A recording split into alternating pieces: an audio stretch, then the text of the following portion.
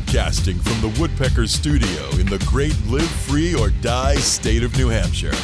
Welcome to the Sounds Like a Search and Rescue podcast, where we discuss all things related to hiking and search and rescue in the White Mountains of New Hampshire and beyond.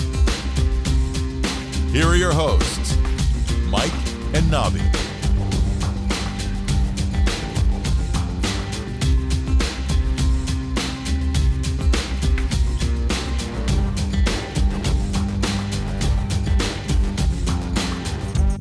All right, you're not Stomp, you're Knobbie. I almost said, all right, Stomp.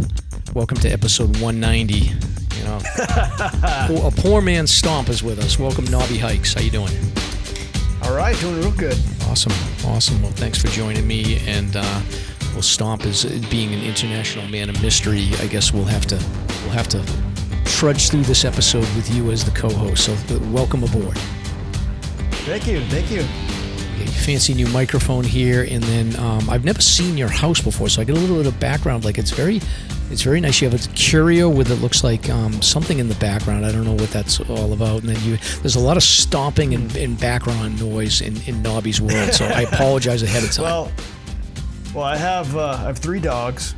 I have 3 cats, and it's usually a war in here. So it's really it's unusual for it to be nice and quiet. Okay, so Knobbie is like Dr. Doolittle with all his animals. I've only met one of your. I've met one of your dogs. Which the dog that you hike with? Knox. Noxie, that's right. Yeah, Knobbie and Noxie. So Knox is good. There's some videos of me and you on Mount Chikora with Knox. Matter of fact, we're going to do a So You Want It episode after this. So yeah, Knoxie's that was a real windy time. Yeah, and then Knox also did my 4,000 footer finish too. Yep. Winter 4,000 footer on Mount Heel. So. Yeah, that was great. That was a good time. Awesome. All right. So before we do the intro, you have something to answer for. So I put this in my show notes.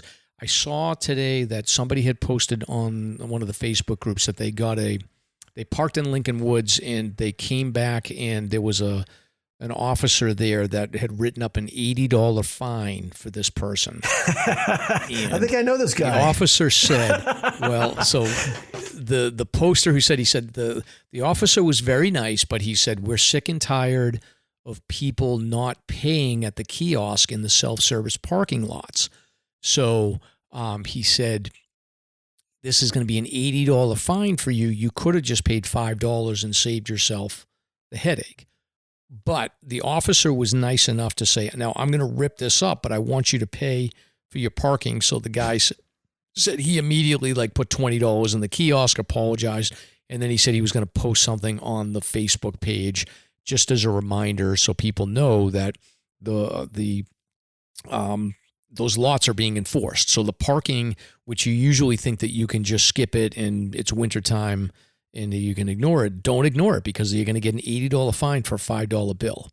And the reason I bring this up is because Knobbie got a fine at the Well Sticky parking lot. So yeah, we were just busy and we were just trying to get on trail as fast as we could, and we had to go dump my car off first, and then we dumped the car off, got into the other car, and then went to Waterville to start the hike. And I guess we just forgot. Right. It happens. There's only 3 other cars in the lot, and it was funny because we were kind of distracted because they were search and rescue vehicles.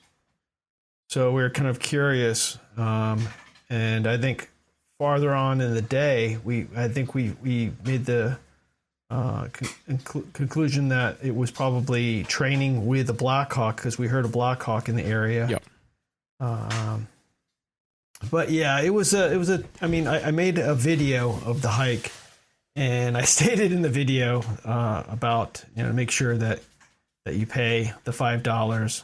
Yeah, the whole thing it's just real important, and I was curious with because I know you can do like an annual $30 for an annual thing for all the parking. Do you buy that usually? I do. So I put in the show notes here that there's a $30 parking pass that you can buy through the Forest Service.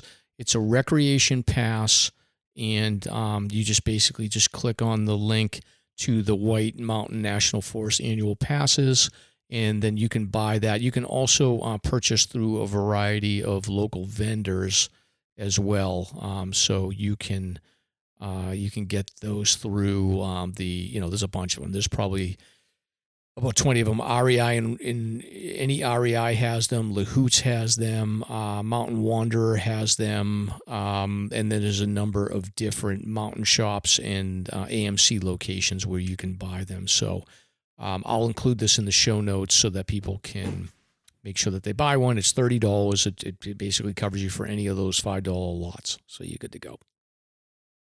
Yeah, that's a good idea. All right, so Knobbie, welcome to the Sounds Like a Search and Rescue podcast. This week, Mark Lindenberg, Knobbie Hikes, sits in for Stomp as our co-host.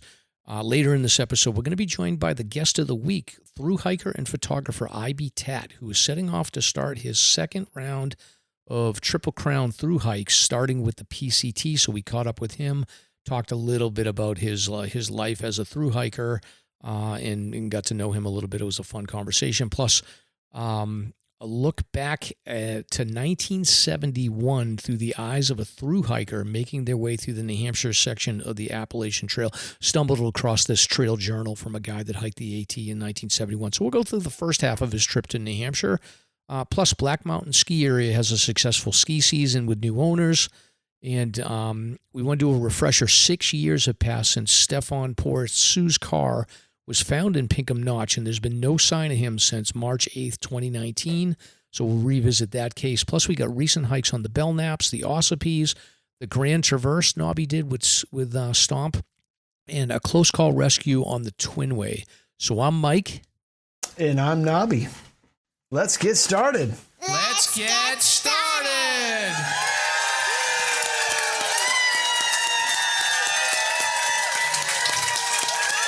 Let's get started. Very good. Very good. All right. So we're going to start with our friend Christina. We're going to go into the White Mountain or Wild Raven Endurance Coaching. So let's have Christina go into that, and then we'll be right back. Hi, I'm Christina from Wild Raven Endurance Coaching. I work with athletes of all levels, from hikers to triathletes, helping you reach your goals with personalized guidance. With years of experience hiking, mountain biking, and trail running across New England, I also have a deep knowledge of the New Hampshire 4,000 footers and the surrounding trails. Whether you're a beginner hiker or a seasoned athlete, I'll guide you towards your goals, reducing injury risk and improving your performance through smart, tailored coaching. Are you looking to transition from hiking to mountain running? I'm here to make that journey easier too. My approach combines strength training, mindfulness, and life balance on and off the trail. Let me help you find more joy in your sport while getting stronger and healthier along the way. Visit www.coaching.christinafolsick.com and start your adventure today.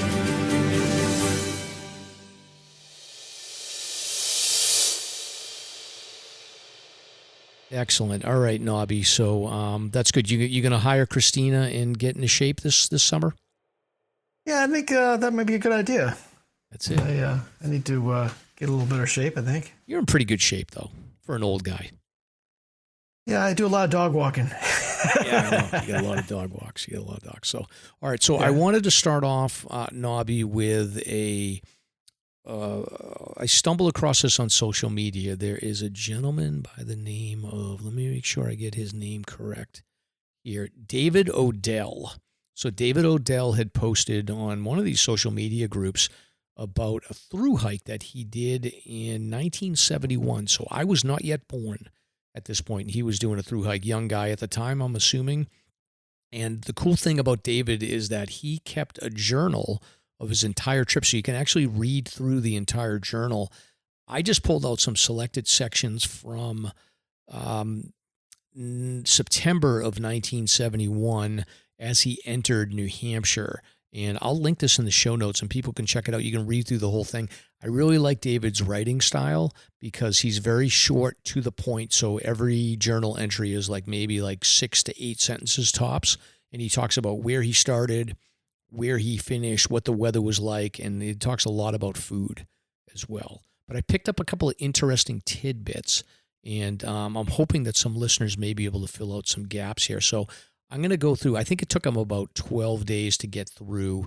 He's currently on, as I'm going to cover this, Knobbie, he is currently on day 92 of his thru hike. He's completed 1,500 miles, and he's got another, I think 400 to go or so as he enters the state of New Hampshire. So pretty cool, right? Wow. 1971. Yeah. Were you born in 1971, Knobbie? 69. You were born in 1969, so you're an old guy. Yeah. All right. Yeah, I'm an old guy. Yeah. So where were you living when you were 2 years old? When I was 2 years old, I was living in West Palm Beach, Florida. West Palm Beach, Florida. Were you born in Florida? Yeah, I'm from Florida. Wow, I didn't know that. And lived in Florida till we moved when I was about 5 or 6, I think. Okay. And we moved up to Cocoa Beach. And so I went to kindergarten in Cocoa Beach, and then moved, closer, a couple towns over for grade school and stuff like that. So you're a real Florida man. Yeah, a little bit. When I was a kid. When did you move to New England?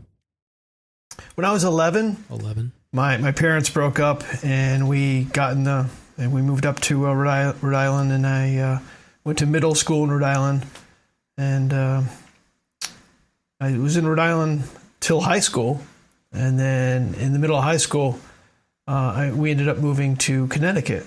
Okay. And so a little bit everywhere. Wow. And do you remember, as an 11-year-old, do you remember how big of a culture shock it was moving from Florida to Rhode Island? I really don't remember it as a bad thing. Yeah. Because I remember it as more of an adventure, I think. Yeah. Were you nervous about going to a new school? So that was something I never experienced. I stayed in the same town my whole life, so I never had to be the new kid at school. I always was jealous of the new kid. I thought that was like the coolest thing ever, is the new kid shows up and everybody's interested in them because you get a chance to meet somebody new. It was a bit crazy because we ended up, when we first moved away out of Florida, we moved to Atlanta. And I went to school for about half a year in Atlanta. And that was a total culture shock. And so I was the minority in Atlanta. And it was a really, really tough school I went to. And then after that, I ended up moving to Rhode Island after that, after about half a year of that. But it was really interesting. But so you were okay though, even with the divorce and the bouncing around and everything else. Did you immediately make a bunch of friends at school, or were you like a quiet type of guy? Well, in Atlanta, I was kind of the outsider in Atlanta, and so I had a couple friends, not very many. But when I moved to Rhode Island, it was a lot easier to make friends, and I even made when I lived in Connecticut. I ended up finishing high school in Connecticut and then going back to URI to Rhode Island because I already knew everyone there. So it worked out really good. It's like extended high school, right? Yeah, it was. Yeah. All right. Well, wow. So this was an unplanned getting to know Knobbie segment. So, now, when your parents got divorced, did they both move up to New England, or did one of them stay in Florida? No, one stayed in Florida. So I'd say 4 times a year I was on an airplane flying down Florida when I was 11. Your dad stayed in Florida? Yeah. Okay. Yeah, he's a big sailboat designer and builder. Oh, so he's got to be down there for work. Yeah. So, he had a big boat plant. I'm gonna ask you about your mom and dad a little bit when we talk about the Alzheimer's section there, but we'll table this for now. But this was good. I didn't know any of this. I've been hiking with you forever, and I could care less about your backstory until we get on the podcast. Yeah, no, it was a good childhood. Okay, all right. Well, I'm happy that you had a happy childhood, even with divorce and going through moving schools and everything. Well, that I would have been traumatized. It makes you tough. Yeah, I would have been traumatized. So. It was. Oh, I got one more question. So, when you moved to Rhode Island, did your mom start working? Was that an adjustment, or was she always a working mom? She was always a working mom, and when she moved to Rhode Island, it was because she had a job and she worked for a big boat plant there in Rhode Island. Yeah. And so she was always working which was a good thing and a bad thing. I was always alone. So because she was always at work, and I probably had a little bit too much time on my hands. Yeah. The 80s were an interesting time. I feel like a lot of us were sort of like on our own a lot. And people don't understand, like before, I think the late 70s is when it became more common for people to get divorced. And then in the early 80s, people getting divorced left and right. It was like every week you'd find out some friend's family got divorced, and it was a mess. So yeah, it was really a time of change. I remember because I was always on an airplane because my mom felt bad. So I was always on an airplane going to Florida to see my dad. And I remember one time I was changing planes in Newark, and I was 11. And so I was getting really, really mad because everyone was taller than me, and I couldn't see the screens that said which gate I needed to go to. Yeah. And so I eventually got there, but I was a little bit on the scared side because, you only have so much time to get there. Yeah. Can you imagine doing a layover as an 11-year-old in 1983? Are you kidding me? Back then, they guard you, and they bring you to each gate. Back then, they didn't. No. Oh, wow. All right, Knobbie. Well, this was great getting to know Knobbie. So, let's get back to David Odell's Appalachian Trail journey here. We really got off on a tangent. So David Odell, he wrote this journal in 1971. We're on day 92, but we're going to cover the first day of his trip, which was into Dartmouth. So he had left he had dealt with a thunderstorm overnight, and he was sleeping out in the open. So he had to basically lay under a tree and cover up. But he made his way into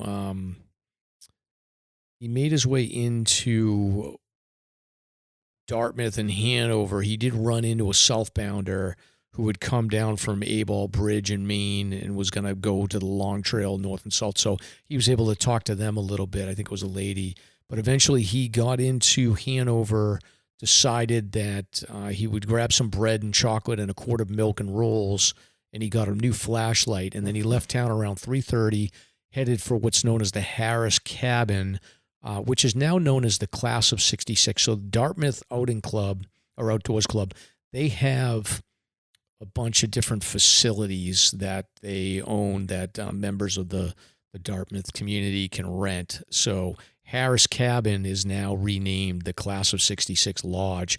I don't know back then if it was just open to anybody. It seems like now you need to reserve these cabins. They have about, I don't know, looks like they've got about 15 or 20 of these cabins spread out all over the place. But anyway, he ended up passing through Hanover, and then he made his way to Harris Cabin for the night and slept there. Pretty mellow night.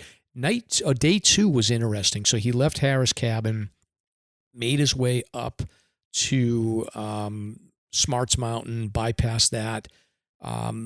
Hexacube shelter was not there in between Smarts and Cube, so he made his way up to the summit of Mount Cube and actually stayed in the Mount Cube shelter, which was in existence in 1971. I believe that the Mount Cube shelter was taken down in 1972, Knobbie. So he was one of the last years to get there. He said Smarts was kind of misty, windy, and cold. He had a pretty good climb, and then made his way up to Mount Cube shelter. And he said the shelter had a bunch of extra peanut butter, jelly beans, tuna, pudding. So he found some extra food in there, and he's going to plan on mixing tuna with his chicken supreme dinner. And he's hoping that the weather's going to clear up. So it's pretty cool. So Mount Cube doesn't have that shelter anymore, but I feel like I saw remnants of something up there when I was there. So pretty interesting. And then the next day he goes from Mount Cube over to Moosilauke, and he's on the way. He gets some trail magic. Some people that were fishing gave him a hot dog, a pear, and some chocolate for trail magic. So even back then, people were giving food out, which is cool.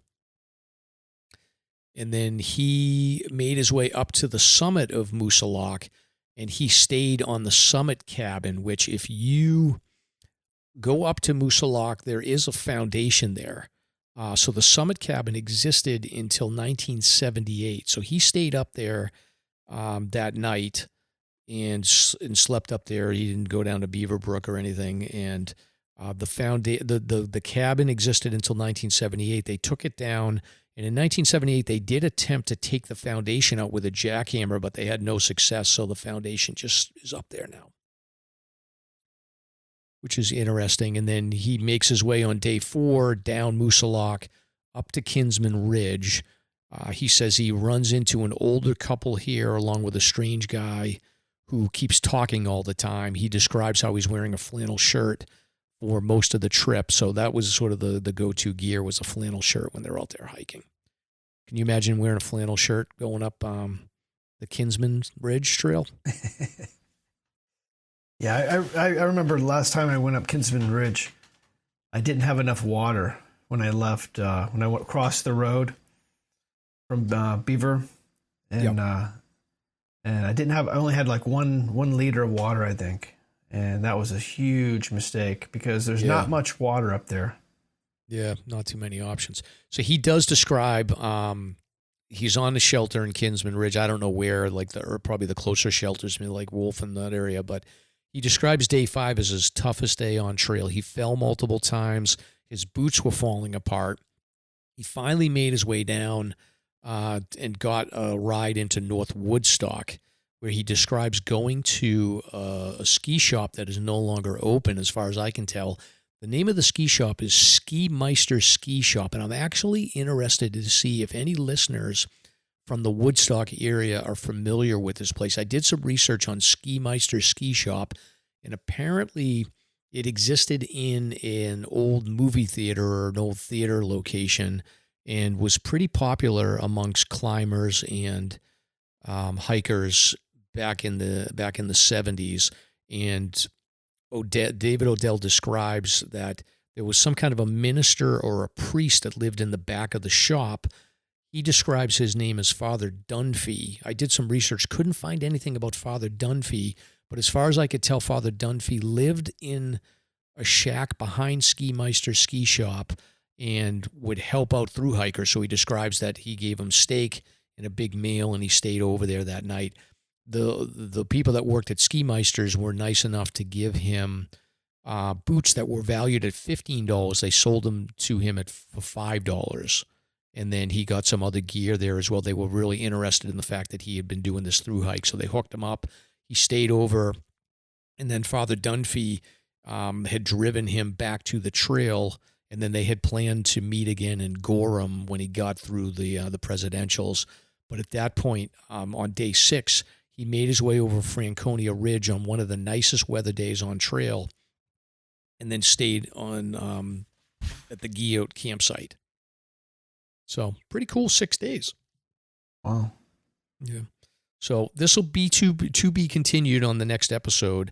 We'll go through days 6 through 12, I think, as he makes it through the Mahoosucs. But David Odell, 1971 Appalachian Trail Thru Hike Journal.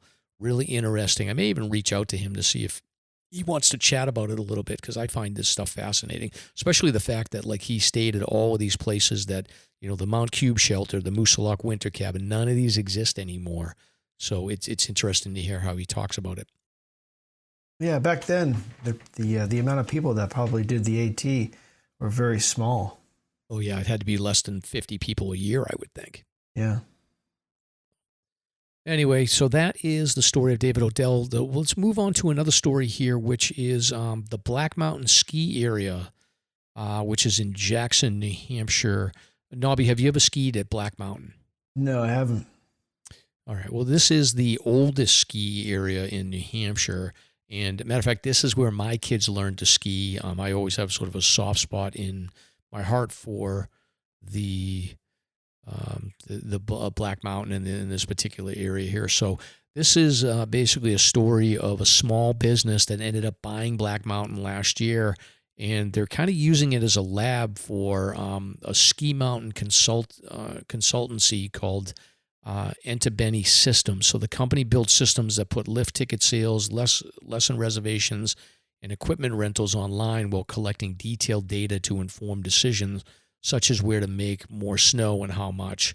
So they use data to enable the management of ski resorts, and they're using Black Mountain as a bit of an experimental place to analyze everything from the most popular time to sell food in the lodge to how many runs a season pass holder makes. And they also have built out an alternative pass to the two most common ski passes, which is the Epic and the Icon multi-resort passes. They bought a company called IndyPass, which allows skiers to ski for 2 days each at 230 independent ski areas, including Black Mountain. So if you want to check it out, instead of just going right to Epic and Icon passes, you can check out this IndyPass to see if it makes sense. It goes on to tell the story. So the new owner is a businessman by the name of Eric Morganson. And Morganson says that, he's got a deep background in skiing. He had said that, he wants to analyze basically everything that goes on to make sure that they're optimizing the business. And he had said that, he was aware of Black Mountain because they were an early participant in the IndyPass program. And when Morganson learned that it was in danger of closing, he was reminded of, I guess, some of his old ski resorts that he worked at, and he ended up buying Black Mountain to transform it into a cooperative and a better environment. So it's, I think it's a good turnaround story. I remember doing stories like maybe 2-3 years ago where there was questions about whether or not Black Mountain would survive, and I think that early signs certainly look positive here. So I would definitely tell listeners, check it out. Lift tickets at Black Mountain are between like $59 and $99. The season pass is around $450. So definitely worth checking out if you're looking for a new place to ski this next season coming up. I know we're leaving winter at this point, so it's a little bit late, but think about it for next year. You ever ski Black Mountain, Knob? Did I ask you that? Yeah, you asked me that. I used to ski when I was younger a lot, and but I've never even heard of Black Mountain. Yeah, it's right by it's basically like by Doublehead in that area there. So if you go into like 16A or you go off of 16, it's right on the right below the Doublehead area. It used to be on the 52 with the view list, but the summit's grown in a bit. Well. So anyway, I will include that in the show notes here. And then, Knobbie, the next story we have is the story of a 52-year-old man that was rescued from the Twinway Trail in Lincoln. So we talked about this. As a matter of fact, I talked about this rescue with Stomp, and I talked about it with my friend Nick when we were hiking. Nick from the Puds podcast. I talked a little bit about it with him as well. So this happened on Friday, March 21st. So this was like, I think, a week after that. I had gone out with a crew to the Bonds in West Bond. I didn't make it to West Bond, but the other guys did. So we were in that area, and the group that went on, I kind of broke away on Mount Bond and just waited for them just because I had some cramps. But those guys went into West Bond. They experienced significant issues with spruce traps, deep snow, wind-driven snow. So the Twinway area from West Bond, Spur Trail, Guillote, all the way over to like South Twin experiences significant wind-blown snow. So essentially you could break that trail out all day long, and chances are like snow is going to load up over there and you deal with wind-blown snow. So I think that's what happened in this situation. Have you been there? Have you been out in that area in the winter? I haven't really done that much winter stuff. I don't think I've been. I've never been to the Bonds. Okay. One thing I wanted to. I haven't been to Washington in the winter either. I was going to try to do that this winter, but just didn't work out. Yeah, we got to get you out there. We'll get you out there. But anyway, for this story, so Friday, March 21st at 8:45 a.m., so early in the morning, conservation officers were made aware of a hiker in distress off the Twinway Trail between Mount Guillote and South Twin Mountain. No cell service in that area. The hiker was still able to text 911 from his iPhone, reporting that he had lost the trail and was in deep snow without snowshoes. The solo hiker reported that his phone was going dead and that he was able to set up a shelter but would need navigational assistance to find the trail. The hiker was located in a remote section of the Pemu Wilderness, and it was determined the best access would be from Gale River Road in Bethlehem, even though it's a 6.5-mile hike. I'll talk a little bit about why that's the best access in a minute. But conservation officers and volunteers from Pemu Valley Search and Rescue responded to the area. A call was made to the New Hampshire Army National Guard to see if they'd be able to transport the rescuers closer to the area or locate the hiker and fly him off the mountain, but the weather at the time would not allow for flights into the White Mountains, so not good. 2 conservation officers and 2 Pemu SAR volunteers started off from Gale River Road. By 1 p.m., the New Hampshire Army National Guard was able to fly to Cannon, where they were staged, hoping for the clouds to lift. By 4 p.m., the Army National Guard returned to Concord as the weather had not improved above 3,000 feet. At 5:20, the first rescue was alive. So this guy called at 8:45. Didn't get there until 5:20 with the first rescuers. The hiker was located a short distance south of the Twinway Trail. His gear was packed and he was provided with snowshoes. And at 5:45 p.m., the group started the 6.5-mile hike back to Gale River.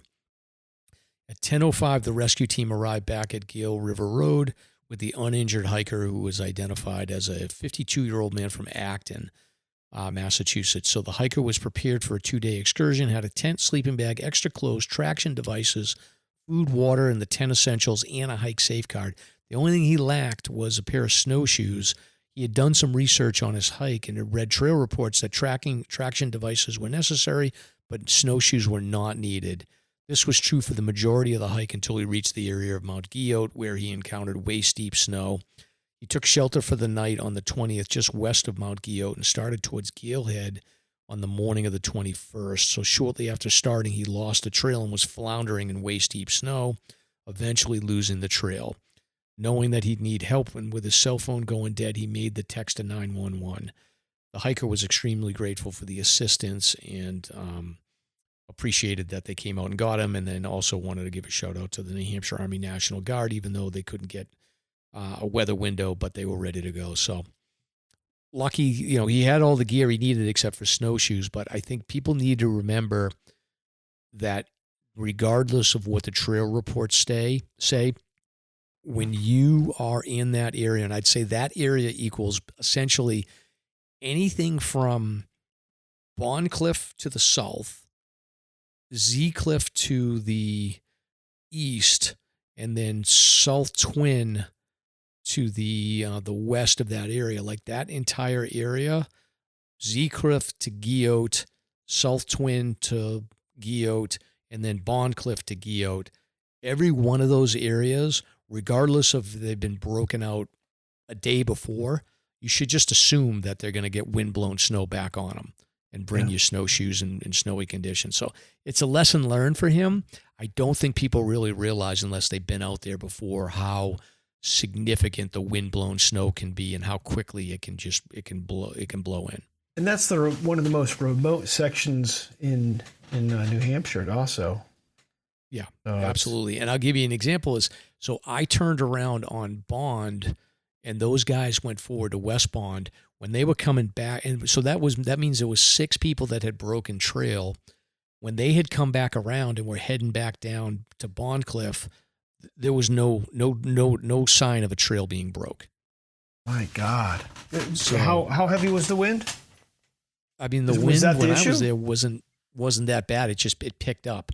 So if you get a 20, 25 mile an hour wind, it's going to move things around pretty quickly. So, it's scary. In particular, the area right below Guyot on the Twinway just loads up very quickly. And it's longer than people think. I don't know what the distance is, but I think Guyot to South Twin has got to be over a mile, and a lot of it's open and exposed area. So it's just a very tricky and dangerous area. Anything else to add about that, Knobbie? No, I think that area is just a very dangerous area, and that it's had a history of bad things happening in that area. Right. And I mean, there was the fatality with Chris Roma a couple years ago, maybe a year and a half, 2 years ago. So it's just, it is a dangerous area. Almost the same thing with him. Yeah. Yeah, it gets loaded up in there, and it's just a tough area. And I think generally it sounds like this hiker was really well prepared with shelter, so he could wait it out. So good for him, but also good for him for knowing that he was out of his element and calling. And I think that the coming in from Gila River, it's a tough situation for him. He's got no good options because he could go back to Guyot and wait it out. But to get out of there, he either has to go out to Lincoln Woods via the Bonds, which he might run into the same issue, or he's got to go up Guyot again and get out via Zealand, which is not a good option because that's going to be all windblown snow. Or you can try to power your way up South Twin, and then from there you get out. So I think generally South Twin out to Gila River is probably the best option. Yeah. Anyway, but all right. So moving on, Mr. Knobbie, I had a reminder here. Stephon Porith Sou was a 25-year-old young man who went missing on Friday, March 8th, 2019. Stephon and his father, Sophon, had gotten into some kind of an argument. Stephon leaves the house that morning and is not seen again ever, unfortunately. So on Friday, March 8th, there was some reports in the afternoon that somebody had seen a hiker that matched Sou's description, but very unsure about that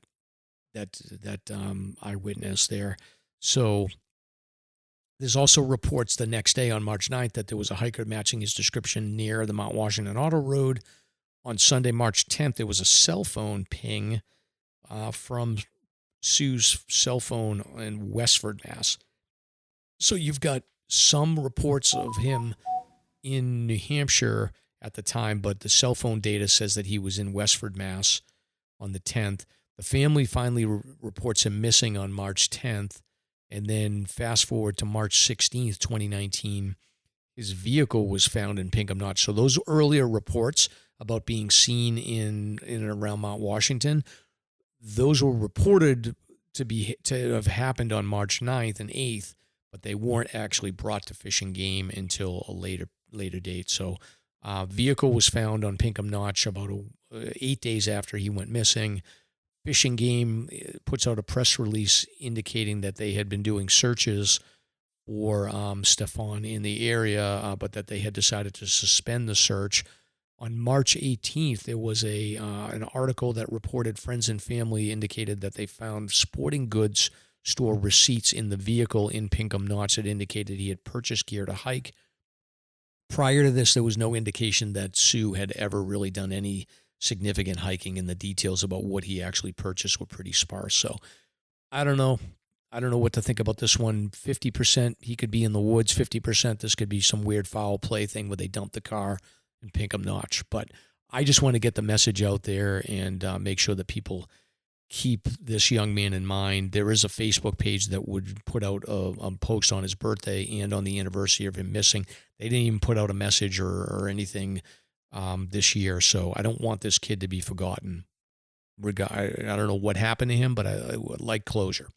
Yeah, so sad story. Stephon Porith Sou, whether he's on the mountain or he's not, it'd be good if people keep this kid in mind.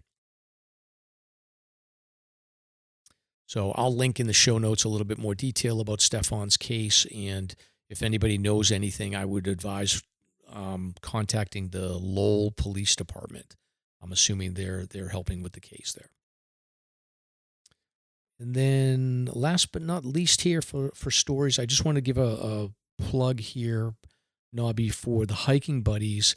They are hosting an event on Monday, April 7th, which is starting at 2 p.m., and it's called Shoulder Season Preparedness with Joe Lentini. So Joe Lentini is a legend in the White Mountain hiking and climbing locations. So he's a former, I guess, manager or leader in the Eastern Mountain Climbing School. He was involved in the executive board for the Mountain Rescue Service. So tons of knowledge, 50 years of experience with within the hiking community. So if you want to learn about shoulder season preparedness with Joe Lentini, I will put this in the show notes, and then you can sign up to join through the Facebook link on the Hiking Buddy site. So enjoy. But that'll be good. Good chance to learn a lot about preparedness from a very smart guy. We all know that hiking a mountain can be hard at times. So here's a corny dad joke to help you get over it. Ba-dum-bum. Excellent. All right, Knobbie, this is the part of the show where I do a dad joke. Do you like dad jokes? I love dad jokes. Okay. All right, let me just flip through my... Oh, here's a good one. What do snowmen wear on their heads? Ice caps.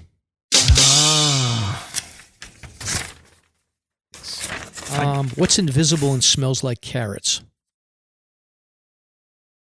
Rabbit farts. I don't really get that one. So, all right. This is the part of the show, Knobbie, where we talk about pop culture. Anything? Are you watching any good TV shows? Are you thinking about anything pop culture related? I really don't watch that much TV, but when I do, I usually watch. You ever watch that show Reacher? No. You ever see that? He's a wanderer called Reacher. He's a wanderer, and it's been on for 3 seasons, and it's a really good show. You should check it out. All right. All right, yeah, I'll check that out. I think the only thing I've been watching recently is White Lotus with Mrs. Mike, which is a good show on HBO Max. So we've been watching that. Looking forward to the season finale next week, but it's good. It's a good type of show where you can speculate about what's going to happen, and it's a very character-driven show. That's cool. Yep. All right, Knobbie, this is the part of the show where we give a shout-out to one of our sponsors. So this is 48 Peaks Alzheimer's. So use your passion for hiking to help end Alzheimer's. Join 400-plus hikers as they climb New Hampshire's 4,000-footers, or create their own challenge to support the mission of the Alzheimer's Association. The annual hiker celebration will take place Saturday, June 21st at Tuckerman Brewing with raffles, food, and an amazing community. Hike that weekend or any day you want this summer. No fundraising minimum required, but those who raise $100 will receive the 2025 Performance Grade Purple T-shirt. Let's turn the White Mountains purple to end Alzheimer's. Visit alz.org/48peaks to learn more. And Knobbie, this may be a good time for us to talk about our own SLASRPodcast 48 Peaks team. So me and you are going to be the co-captains this year. And where are we going to hike? You got to pick the route. What's the route? It's gonna be a great trip. It's gonna be a great trip. Well, I'm looking at it right now. We're doing Mount Madison, and so I think we're going to be, and I'm open for suggestion on this. We could go up the airline. I like that. I generally like that for good weather. Yeah, up airline, and then we could get a little bit crazy, and we could go down like maybe the Watson Path or something like that. Watson Path has stuff like waterfalls and stuff on it towards the end that I think people would enjoy. Yep. But the whole trip though is nice because they have the Madison Spring Hut that we could go hang out a little bit in and talk. But it's not an easy hike. It's going to be a fairly hard hike, but not impossible. Yeah. This will be an advanced hike for sure. So I think that you're talking probably 10 or so miles, and then a lot of elevation gain, probably over 3,000 feet of elevation gain. So, but we are this week in the show notes, I will put a link to our team. We've already got a couple of people, Knobbie, that have reached out. We got one listener from New Jersey that had reached out and wanted to sign up and join the team and hike with us. So I'm excited about that. Great. But we'll work on finalizing the team website, and then we'll put the link out, and then anybody that wants to join us for a hike, or even if you just want to join our team and help raise money, if you are kind of skeeved out about like the distance and the challenging nature of this particular hike, if you want to join us for just the first half and just go to the hut and wait it out there, that's also an option for you. So just keep that in mind. But generally, yeah, we're gonna be cruising a little bit on this one, and then we do want to get down so that we can then get to. Our plan is to hike the day of the event and then get to Tuckerman Brewing. I don't know what time, 5 o'clock or something like that. Yeah, it's about 7.4 miles, and but it is a presidential's, so it's not anything easy. Yeah, and if the weather's not great, then we'll switch it up. There's Pine Mountain, there's Imp Face, there's there's a bunch of different options that we can do. We could do Rattle River via Mariah or to Mariah or something like that, depending on if the weather's no good. But hopefully we'll get if it's windy, we don't want to be doing this. Exactly. Yeah, we'll keep an eye on the weather and use common sense when it comes to it. But anyway, keep an eye out for that, and you can join. And then we're going to see. Hopefully, Stomp will be joining us. I know my daughter and her boyfriend will be joining us. I think you said your son's going to be joining, and then we'll have a number of different friends and listeners that are going to join up.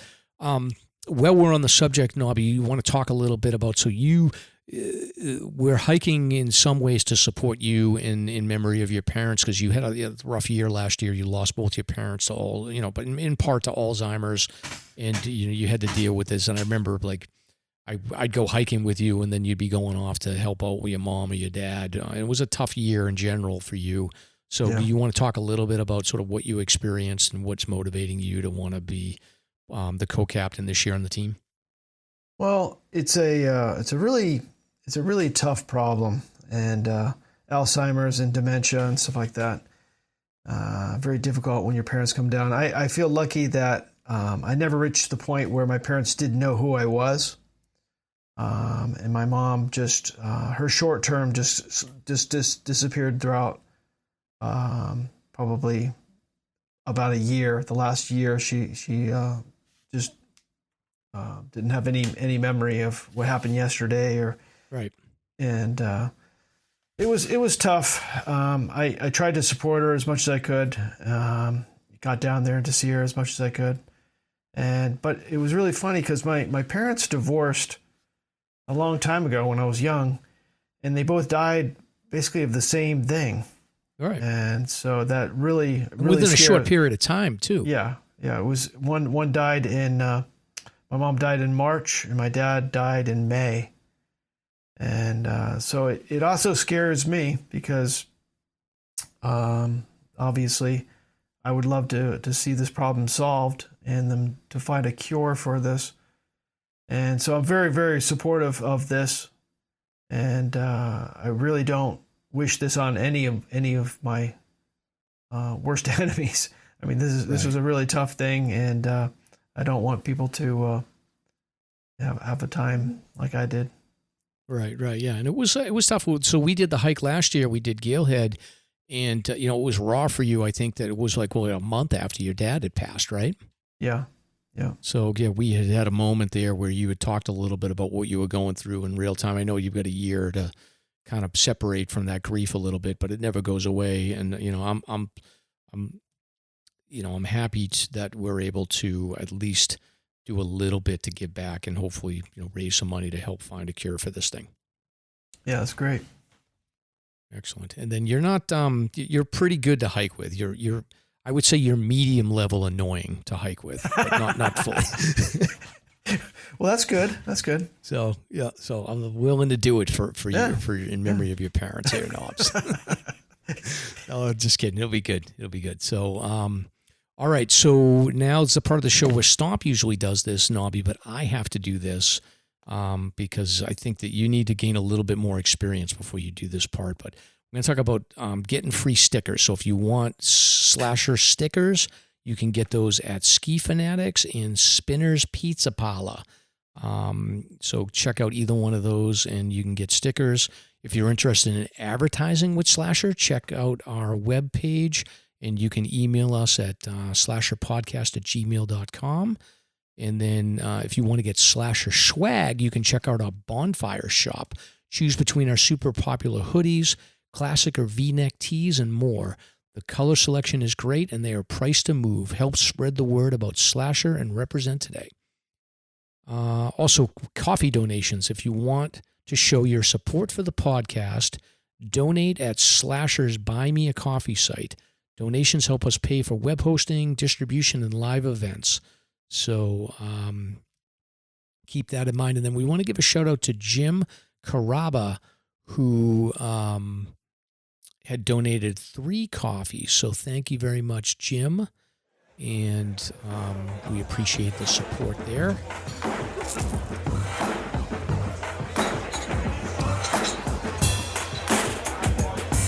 Hey, hold my beer. It's time to find out what Mike and Stomp are drinking on this week's Beer Talk.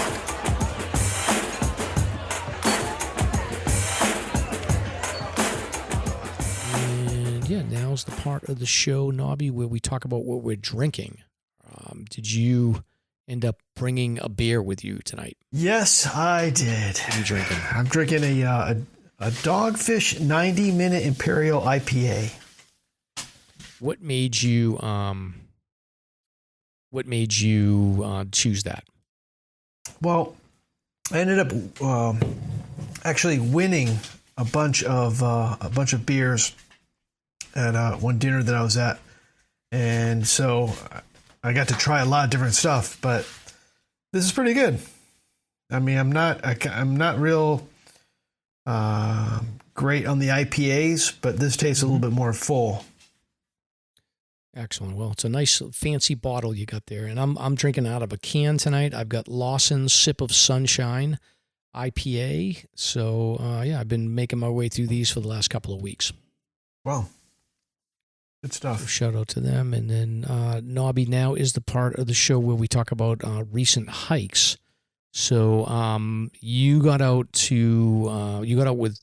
with Stomp and Dave of Dave Shits in the Woods fame and did the Grand Traverse. So I think you guys are going to do, I think you guys already did maybe record a So You Want a deep dive on this one, but do you want to give a very brief summary of your experience on the Grand Traverse? What are the conditions like, and what do you think of the hike? Well, we did it, I think a couple of years ago, around the same exact time. Yep. And the Grand Traverse, when we did it before, was very, very, I made a video of it, and all you could hear is the crunching as we're walking with the video. Yes. But this time, the day before, it snowed like 4 inches, so it was absolutely silent. And it really made the snowshoe trek so much better, because where areas that were probably showing rock and stuff like that were just all covered with the 4 inches of snow. And so as far as the snow conditions were, it was perfect. And then can you describe the route to listeners? So this is the Grand Traverse. So this is not an official trail. This is a bushwhack that goes. Yep. This trail back in like 1900s was a logging trail, I think. And it was abandoned probably about in the 1930s. And that's why it's just so, you're just bushwhacking. Like it starts at, there's a cell tower at the top of Waterville Mountain. And is it Tecumseh or Waterville Mount Tecumseh, right? It's Tecumseh is off on the side, but this is kind of at the top of Waterville Valley. Okay, Waterville Valley. Okay. And if you go to the right side of the building and you look into the woods, you can see where it says GT. You look for the GT on the tree, and it's just pure bushwhacking with snowshoes this time. And it wasn't too bad. And I think we ended up probably going for about, it was a 7-hour trip, I think. And it was fairly open, except for you basically go from the top of near Tecumseh to a mountain called Green Mountain. And after Green Mountain, it becomes a little bit tough and thick. And it's real important that you stay to the left side The whole trip is along the top of a ridge line. So if you're ever bushwhacking across the Grand Traverse, you basically just, if you're lost and you don't, because there are certain marks on trees, but if you can't find any trees, you basically just need to stay on top of the ridge. Okay. And after Green Mountain, though, you need to stay more to the left side, because that's where there is a trail that makes it a lot easier. This time when we did it, we didn't find that trail, and it was a little bit harder until we found it. But then from there, it's pretty easy, a lot easier going towards Welch Dickey. Excellent. And then you recorded a So You Want an episode on it, so we'll have that out, I think, in the next couple of weeks anyway, right? Yeah, that'll be great. Yep. Excellent. All right. So I did get out. I did a couple of hikes under my belt since we last recorded here, Knobbie. So I got out and did a 12-mile hike on the Belknap range. So I did the northern part of the range, and I thought that I was finishing up the Belknap list, but I realized I never got over to Mount Rand, which is on the other side of Mount Clem, so I got to go back and do that. So I did not finish. I have 11 of 12. But we were able to get out to what I thought was the nicer part of the Belknap. So I certainly like Mount Major and straight back in that area, but it was not as spectacular as the section that we hiked. So I was joined by a good crew. I think we had Paul, Peter, Jake, Nick, and I'm trying to remember who else was in the crew here. Yeah, so we had an overall a good crew of people, and yeah, I'm just flipping through my list here. So yeah, it was a good crew of people, and what we did was, from a route perspective, we parked on Carriage Road, and then we went up to Mount Piper. So I had never been on Mount Piper, and they have a nice little rock throne up there that you can sit on, which I thought was kind of cool. It's kind of like the Kinsmans have that, like the South Kinsman has that little throne they built. It's like a chair, but it's built of rocks. Huh. So Piper was awesome. Open ledges, super cool. Then we hiked over to Whiteface, which has a nice kind of open field meadow view that looks out to the west in New Hampshire, and you could see out to like Monadnock and Kearsarge and all these other mountains. Then we went back up to Piper, and then we did an out and back to Mount Sweat, or Sweat Mountain. And again, that's got a lower ledge that has some really cool views out to like Alton Bay, I think you can see on the back end, which was cool. Then we went back from Sweat, hiked back over to Piper. Actually ran into a friend of mine, Chris. Shout out to Chris. Hello. She was doing the Mount Piper. I don't know what else she was doing, but I had hiked with her on one of the Alzheimer's hikes a couple of years ago, so it was great to run into her. And then we made our way from Piper over to Belknap, which is a fire tower, and you climb up of the fire tower and you get nice views, 360 views. That was cool. And then we finished up on Gunstock. We thought we were going to time it so that we could get a beer at Gunstock on the summit because there's still skiing going on, but we got there right at 3 o'clock because we wasted so much time just sitting on the summits enjoying the views that we didn't get there on time, so they had closed. So we didn't get a beer on the summit, but we hiked back down to the car. So it was about 12 miles. Hiked back down to the car, went over to Gunstock parking lot and had a beer and burger at the lodge area, and then wrapped up the day. So it was a fun hike. It was pretty challenging too. It was like 7 climbs. You said 12 miles? Not huge climbs, but they're like 4 to 5. It's 12 miles. Yeah. 400 to 500 foot climbs every time. So you rack up a pretty good amount of like elevation. I think it was like 2,500, 2,800 feet worth of climbing. Nice. And then the next week I had a Friday off, so I was able to get out with my friend Tom and Paul to the Ossipee range, and we did a 13-mile hike from Castle in the Clouds, and we did a loop hike, which was up to Turtleback Mountain, then to Black Snout. So those have views out to, Black Snout has views out to the Lakes region, spectacular views, and then you climb up the backside to the north on Mount Shaw, and that has spectacular views of the White Mountains. Basically, you can see the Sandwich Range, you can see out to Mount Washington, and the whole of the different notches. You can see Franconia Notch, You can see Carter Notches directly in front of you. So it's just a spectacular view, and it was a clear day. Trail conditions on the Belknaps, just going back to that, completely bare booted. There was a little bit of ice, no snowshoes, no spikes, nothing needed, complete bare booting. And then Ossipee range was also bare booting. I did bring my spikes with me, but we didn't need them. There was maybe a couple of inches of snow on the ground. There was snow coming in the next day, so I'm assuming it might have changed up there. But for the most part, it was bare rock, mud, and then a little bit of snow, maybe 2-3 inches of snow in the parts that were in higher elevations that were facing the south that weren't getting hit by sun. Great. But some good miles this last couple of weeks, Knobbie. Yeah. It's awesome.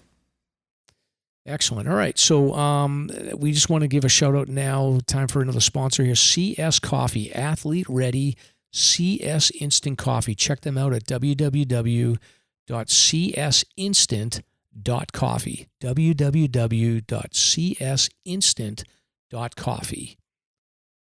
Excellent. All right, Knobbie. So now we're moving on to our guest of the week. So you had reached out to me and said, Mike, we got to get this guy on the podcast. So you talk a little bit about IBTAT and how you came to be connected to him and then got me to do a segment with him.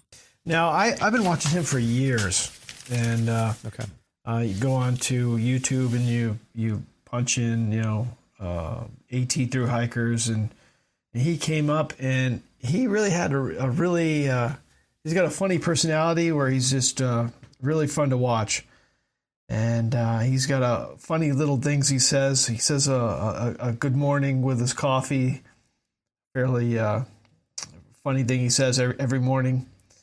And he has a lot of cool things like, I've watched him so long. And one thing I'm really impressed with, because I make videos also.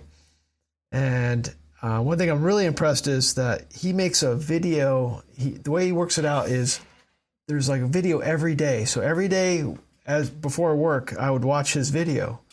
And they're short videos. They're probably just 15, 20-minute videos.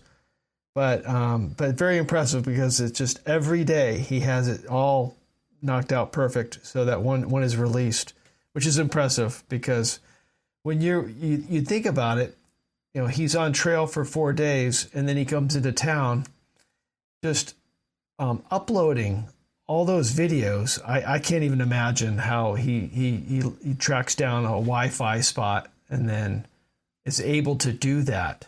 It's amazing. Yeah, and we'll get into it with him right now. But I appreciate you making the connection. Yeah. And like I said, we got a chance to sit down with IBTAT. So let's move into that segment now, and then we'll come out on the other side.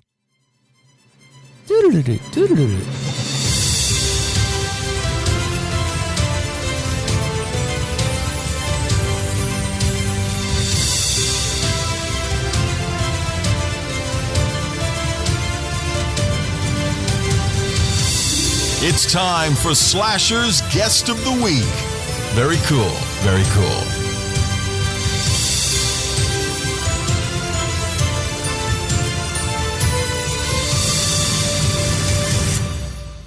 All right, I'm hitting record. All right, IBTAT, you are here.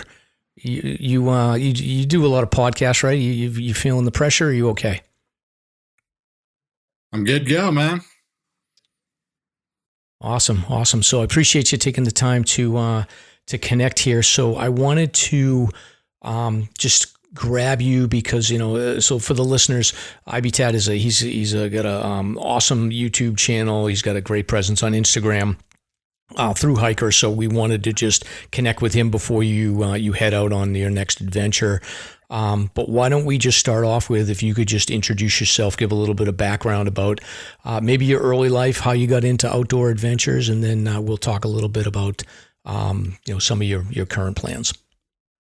Sure. As many of you know, we all go by aliases on trail or trail names. My trail name's IBTAT, which, if you don't know, it stands for I've Been to a Town. It's a story from a line from the movie Jeremiah Johnson, if you're familiar. But Yep. As far as my background goes, grew up in Michigan, outdoorsy kid, grew up hunting and fishing since I was probably 6 years old. So I've been no stranger to the woods. The whole thru hiking and hiking in general kind of came later in life.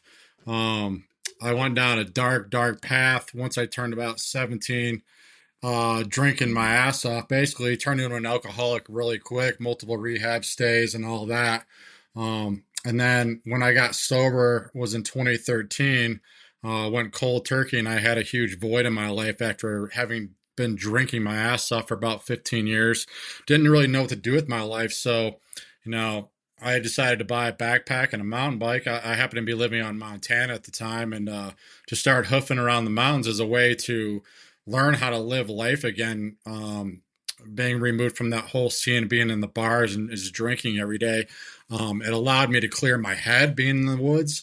And then it slowly just progressed from there, turned into a weekend warrior, which turned into section hiking on the AT, which with my addictive personality, I suppose, it was an easy transition into through hiking and doing the long distance trails. So I guess it was kind of by chance, but it was a long drawn out process of getting sober and learning how to live life again, basically. And Mother Nature, she is a way of healing, and it's, I'm still working through a lot of shit, but she's definitely helped me in this process of healing.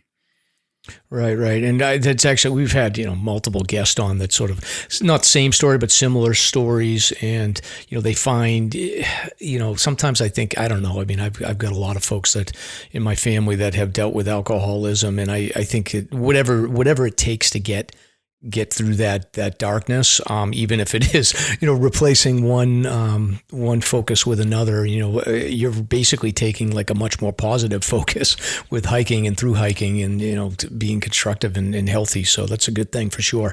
Have you, do you ever get involved with helping other people out that are trying to find sobriety, or are you just worried about kind of your own lane? Well, I started my YouTube channel as a way to document my own journey of sobriety and what I actually have done with my life since I decided to get sober.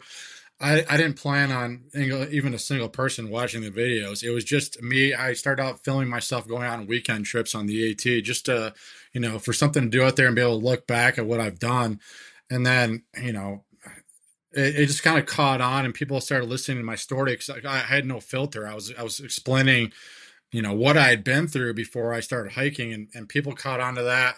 And I don't, the more I've done this over the years, I understand that it is a platform that I can reach a lot of people that may be struggling with addiction. And if my story helps them, that's awesome. But I don't go out of my way to preach sobriety or saying this is the only way to get sober. I just happen to tell my story, and if it connects with somebody out there that's happens to be struggling, then that's awesome. So I try to be an open book as much as possible when I'm on trail vlogging, and if it connects with somebody, that's awesome. Right. And then when you had this transition, you're still doing the weekend warrior stuff. I'm assuming you're working, saving money. You're kind of locked into that sort of lifestyle where it's like, oh, let's look forward to the weekends. That's pretty much where I am. Most of us are, but you've been able to transition into actually doing this with a longer, I guess, with a little longer focus, doing the through hikes and doing it multiple times. Have you been able to fully transition into content creator to the point where you can support yourself and focus on through hiking as a career or as a life? Not up to this point. It's like I said, I never planned on making money doing this. And getting into photography, that's helped. I do make some money when I'm out there. I would say, I make enough to dirtbag, but I've always come back to a job the last 7 years. The main reason being I had a Basset Hound to come home to. He was my baby boy. He was another big part of me getting sober to begin with. I adopted my Basset Hound Roscoe the week after I got sober. So he was a big part of that transition into sobriety. I've always had him to take care of. He's always been by my side since day number one. So I always came back and got work in between trails to be with him. He recently just passed away from cancer back on Halloween night this past year. So, obviously that was a dramatic thing to go through and still is, still processing it. But I guess the silver lining in that situation is now I want to go full bore into content creation. There's nothing really holding me back anymore, coming back to the quote unquote real world and getting a normal 9-to-5 job. I do make enough when I'm out there to dirtbag and continue putting out content every day, videos as well as photos. So this is in the last 7 years, really, this is the first opportunity I've had. If I want to transition to full time, this is the time to do it. So I'm strongly considering doing it full time. As a thru hiker, it comes down to my body holding together. If it was up to me mentally, I would just hike year round. But I'm getting up in age now. I'm 44, so I'm no spring chicken. So as long as my body holds together, I will continue doing it. There's a billion trails out there to do.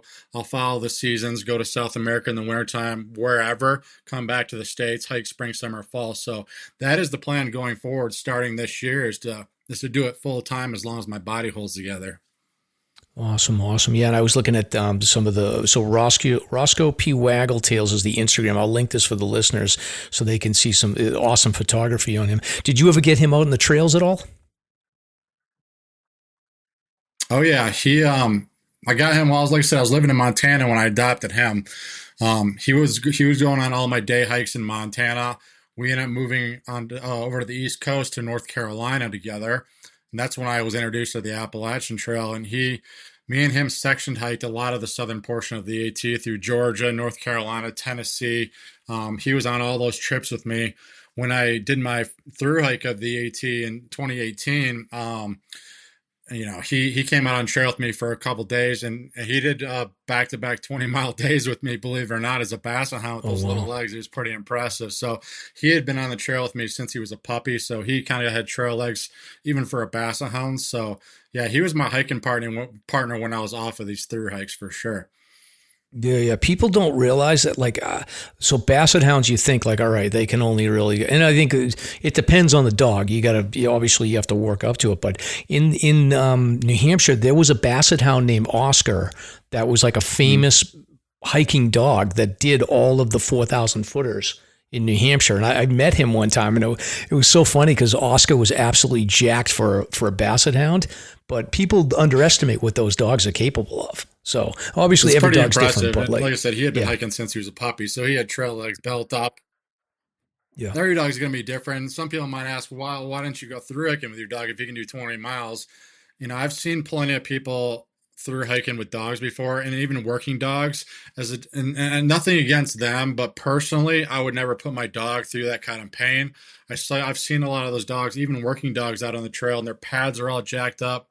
And on these long distance trails, you're going in some of these podunk towns with, you're as a hiker, you're limited to resupplying at a gas station sometimes.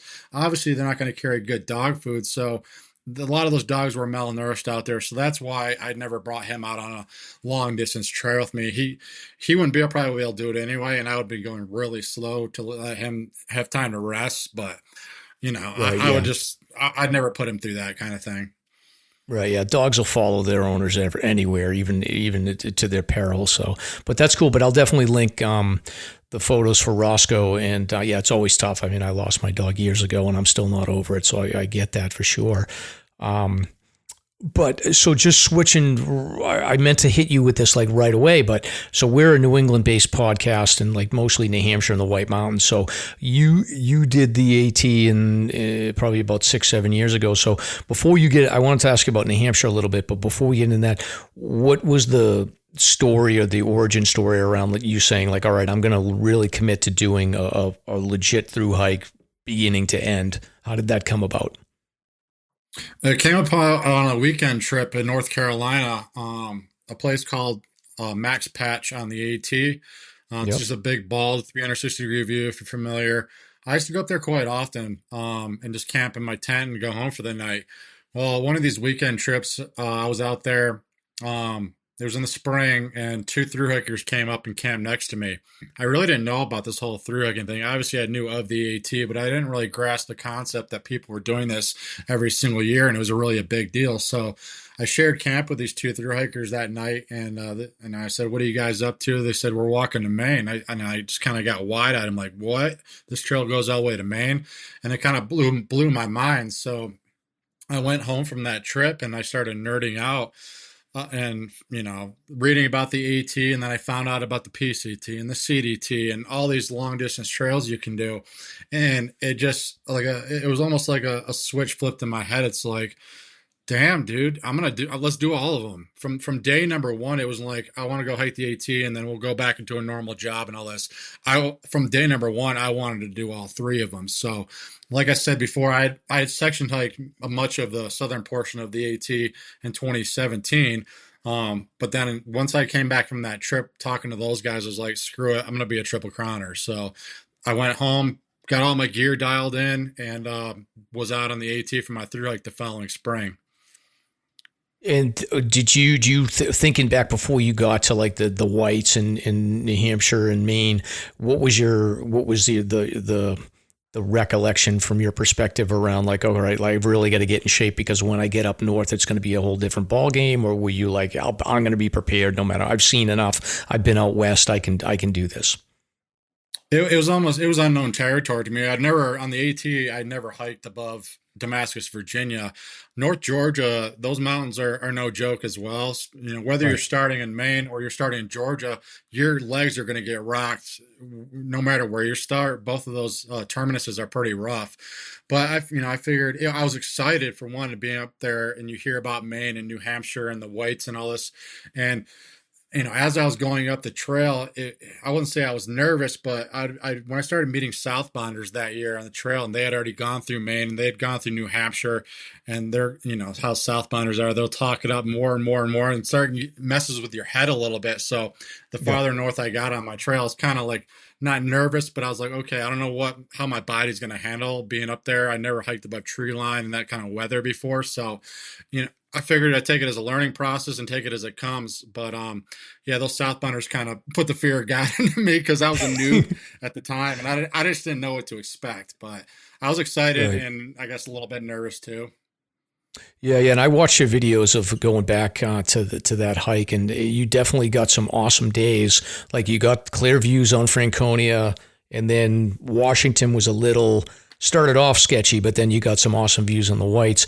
Do you remember like when you were in New Hampshire? So you did a resupply in Lincoln, from what I could tell, and then you made your way through out to Gorham. What stands out to you in that part of the hike? Yeah, I did have pretty good weather. There was a few days that it was a whiteout, didn't get any views, but I lucked out in Washington. I stayed there at the Lakes of the Cloud hut there at the base of Washington, and I stayed in the dungeon down there because it was $10. Otherwise, I was sweeping the floor up in the hut, and I, as a dirty thru hiker, had walked that far. I'm like, I'm not going to pay to camp. You have to pay the $10 to stay in the dungeon. But I do remember that being a cold night down there. It was typical Mount Washington weather that morning. It was pretty cloudy. It was a whiteout going up Mount Washington. But once I got up to the top and got off the backside, the clouds parted for me, and I got pretty good weather coming down. Franconia, like I said, was amazing. That whole stretch of trail was absolutely beautiful. I did get roasted, I remember. Got pretty burnt going over a few of those peaks just as you're fully exposed above tree line. But going north of that, then it became a whiteout. Basically, it rained a lot and didn't get many views. But the main, obviously, being up in Washington was epic.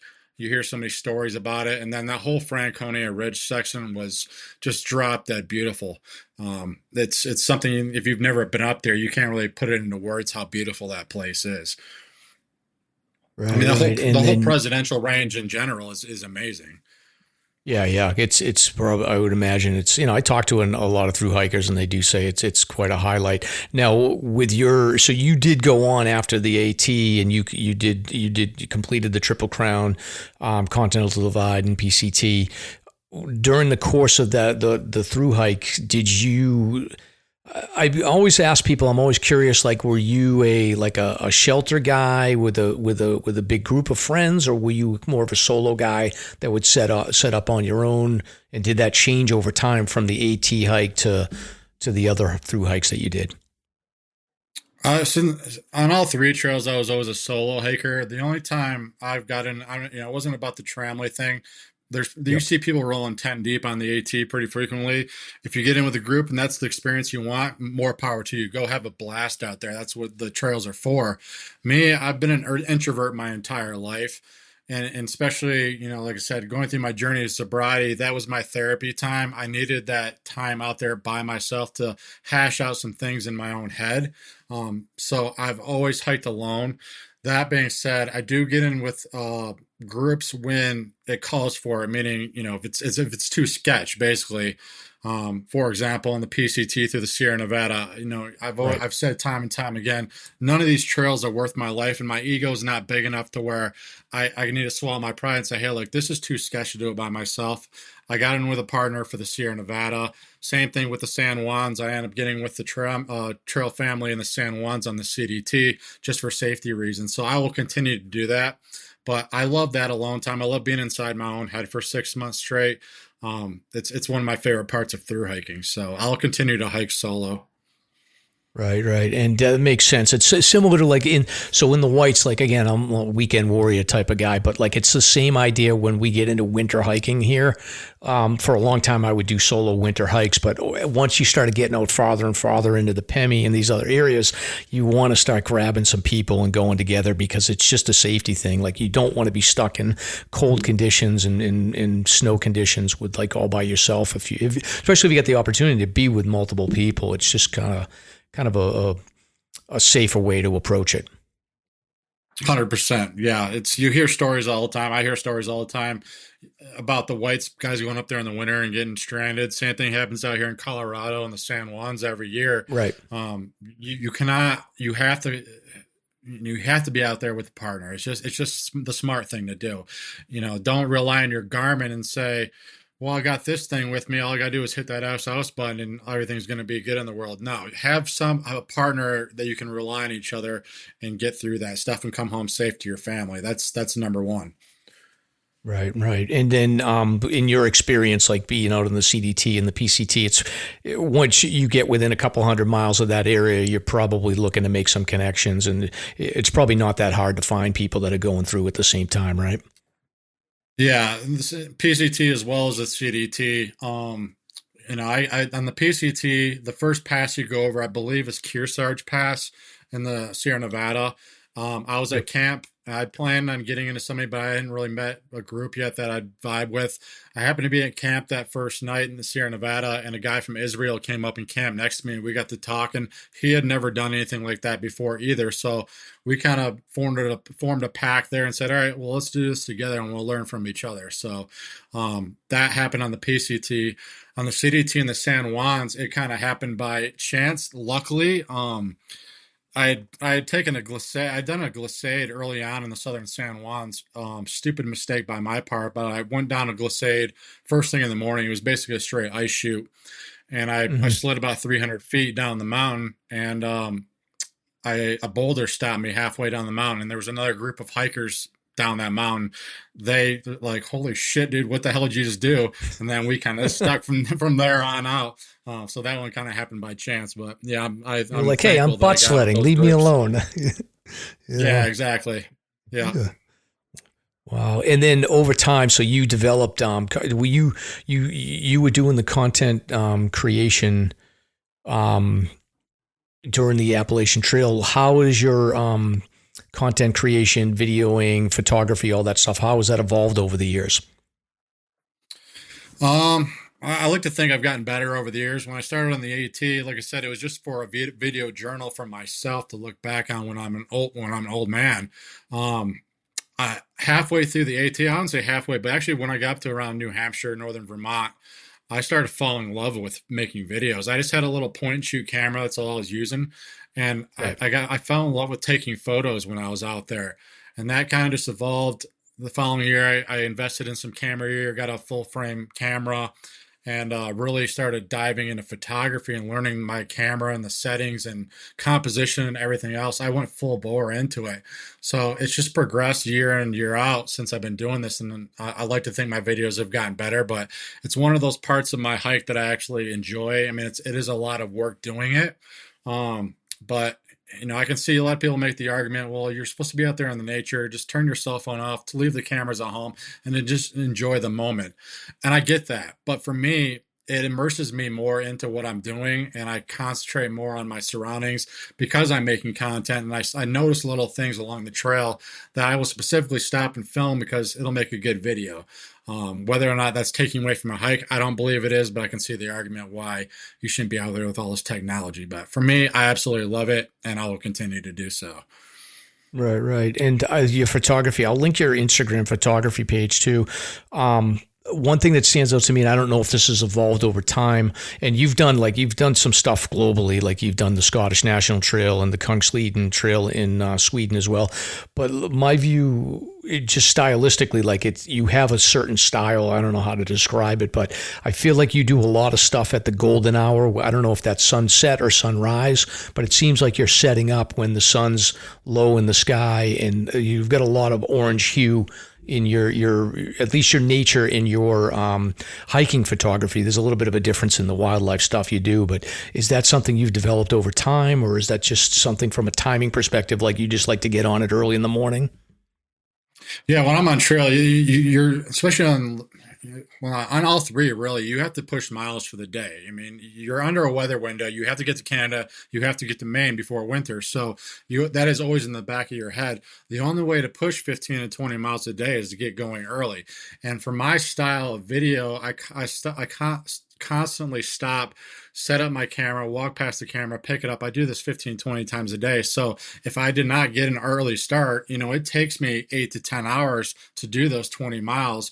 Otherwise, I'd be doing a lot of night hiking, and the earlier the better to get going. And besides that, like you said, golden hour is the best time to photograph as well as film because the light is just better.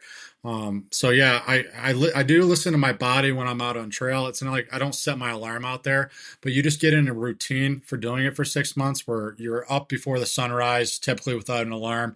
You eat breakfast, you pack up, and you go. Me, I'm filming from the time I wake up to the time I get to camp. So, for my style of video, it's almost a necessity that I get going early. Otherwise, it would take me 12, 13 hours to do 20 miles. I just don't have that luxury.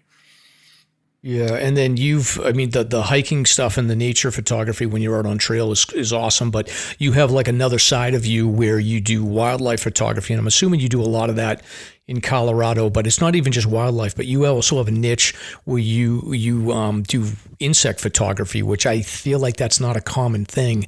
But the thing that stands out to me, and I never really thought about this, but I was looking through some of your stuff, is the variety of colors among insects is like so much wider than, wildlife, you see it too, but like the colors on the insects pop incredibly. So how do you get like close-ups, and is it special equipment, or are you using pretty standard photography equipment for it? Well, first of all, insect photography, I got into it almost by necessity, but I haven't owned a car in like 10 years. So getting out, even living here in Colorado and Denver, getting out to the mountains is damn near impossible for me. So being on foot, even when I'm in town, I'm limited to where I can get to. So I'm like, well, I want to take photos, but I can't get to the mountains. So I bought a macro lens.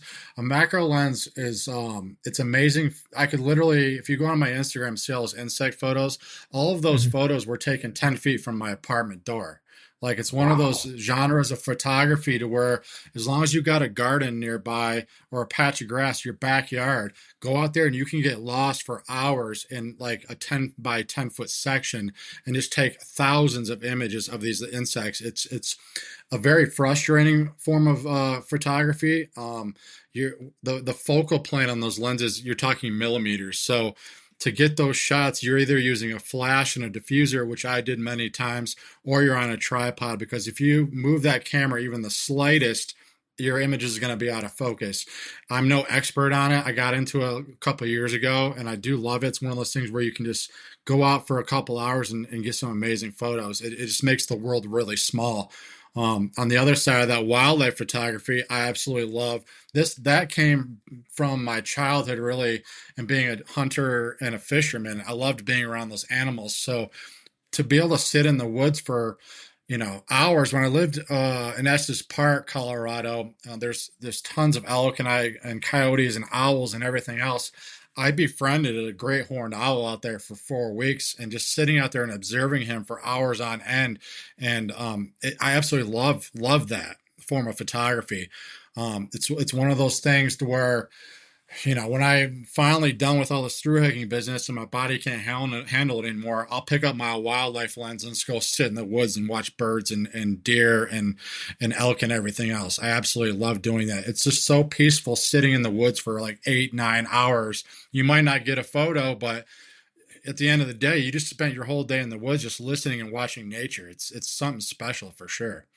Yeah, yeah. And with the insects, so once you started getting a few good shots, like you must have, I mean, that would be addicting, especially if you can just do it right outside your house. But did you find that with that lens that you're talking about, did it take you a long time to dial that in to get to the point where you could really get the focus on the insects to the point where you came up with a good photo?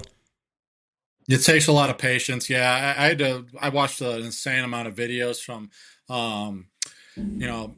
guys who do this for a living and macro photography. It's its own world, like landscape and wildlife. It's its own genre. And those guys, they're pretty impressive what they do. But once I learned the basic settings of my camera and what it takes to actually get a shot like that, then it's just patience and being out there and being, I would sit down next to a flower and just wait for 1-2 hours, take hundreds of photos of the same bee, and maybe one's in focus and one isn't. They do a thing called focus stacking in macro photography, where you see those images online or on Instagram or whatever, and the entire eye is completely in focus. The whole insect is in focus. That one single photo you see on Instagram is a merged together photo of hundreds of single images. So basically, wow. Because the focal plane is millimeters, these guys are firing off hundreds of shots and moving their camera as they're photographing to get little layers of that photo, and then they merge them all together so that the whole insect is in focus. So if you notice a lot of my photos, I really just have the eyes in focus because I never really did any of that focus plane work. But it's interesting. I'd like to get into it again in the future, but one thing at a time. I can't take multiple lenses on these thru hikes. It's too much weight. So as much as I would like to take my wildlife lens and my macro lens and everything else, I just can't carry everything on my back. So I stick to landscape when I'm thru hiking. Yeah, no, that makes sense. And then as far as gear goes, I'm assuming you've evolved over time. I watched one of your recent videos about gear, and I like your philosophy, and I think that it's a good reminder because people stress out about it too much. No matter, it doesn't matter what your gear is as long as it gets you to where you're going. I'm a hyperlight guy too, so I use a backpack. So I try to err on the side of getting light equipment, but I'm not stressing about like being at ultralight. I like creature comforts and stuff like that too. So, and then if you're bringing photography equipment, you don't have a choice. You're going to carry some weight. But can you just expand a little bit on your sort of philosophy or your thoughts around gear in general? Yeah, I think, like you said, I think people put too much emphasis on it. Yes, gear matters to an extent, especially on these long distance trails. You're carrying that weight for 6 months over 2,000 miles. So obviously the heavier you are, the more your body is going to take a toll. So you have to take that into consideration. But what I tell people is, first of all, having hiked 9,000 miles, I've seen every single piece of gear under the sun on these thru hikes, and it all works. You have to. The biggest thing you can do if you want to plan one of these long distance hikes is go out and do some shakedown hikes, they call them. Do some section hikes, do a week at a time. Learn your gear and how it works. And if that works for you, then it's going to work for the majority of the trail. If you can do a week with that gear on one of these trails, you can do a thru hike, because all a thru hike is an extension of a week trip at a time. You go out and do a week, you come in town, you get a meal and a shower, and you go back out and do another week. Gear will break down no matter what you have. I have all the expensive ultralight Z-Packs and hyperlight. That gear takes a toll, takes a beating on these long distance trails, and by the end, it's pretty much trashed. And that's quote unquote the best gear you can buy, but it still gets beat up. I've also seen hundreds of Ossipee packs out there, and Gregory's, and all these full on awesome suspension backpacks. It all works. Stop stressing too much about it. The one thing you can do is get out and do some shakedown hikes with the gear that you do have. If you think to yourself, well, this is too light, I don't want to carry this any longer, then maybe invest in some lighter weight gear. But don't stress about, is this piece of gear going to last a thru hike? Because more than likely it will. These companies know what they're doing, especially these established companies like Osprey and Hyperlight and Z-Packs. They've been doing this for years and years and years. So this gear is tested to last. So don't stress about it too hard. Just get out and shake down, hike your gear, and take it from there. I've changed out stuff quite a bit I mean, my basic setup has been the same for the last 7 years, but I upgrade things here and there. I learn as I go. If it don't work, then try something else. So, people get caught up watching all these YouTube videos of these influencers and thru hikers thinking this is the end all be all of gear. And this guy wore it, or this gal used this piece of gear, so that means it's the best. That's all bullshit, in my opinion.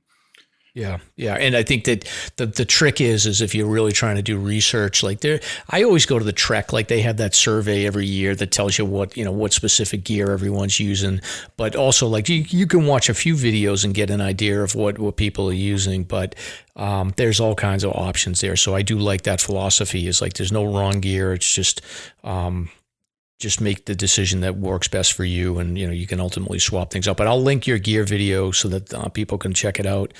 And then in the near term, so you're at the point where, so you don't have necessarily too many commitments, then you feel like you can go back and you're going to do another round of the Triple Crown. Is that what your plan is in the near term?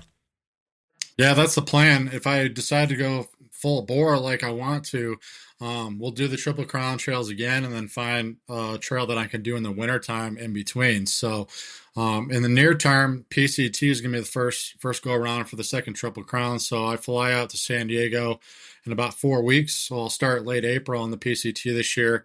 And if I have the money and my body's up to it, then I'll find a trail to do next winter. I'll take a month or two off after the PCT and then find another trail. I'm looking at the TA or, the Florida Trail. I always said I would never do, but it's one of those few trails I can do in the wintertime.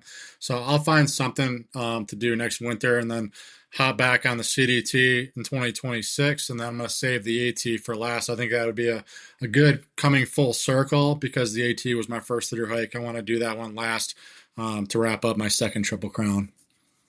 Awesome. And then given you've been doing this for 7 or 8 years, any big changes that you've seen in the thru hiking community? Or obviously there's, we get a little bit of visibility on the podcast too. So there's pluses and minuses of having some visibility out there and being known, but anything from your perspective, like looking back at like when you started and you were relatively like just learning this thing versus where you are now, any big changes or for the better or for the worse from your perspective?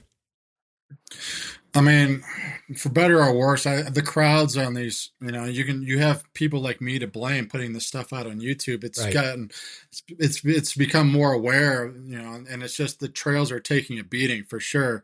You get a trail like the AT when you have 6,000 people attempting that trail every year, and it's just getting busier and busier every single year. You see these guys, especially starting out in Georgia. The first week on trail, there's 30 hikers at every shelter. That's a lot for these trails to take.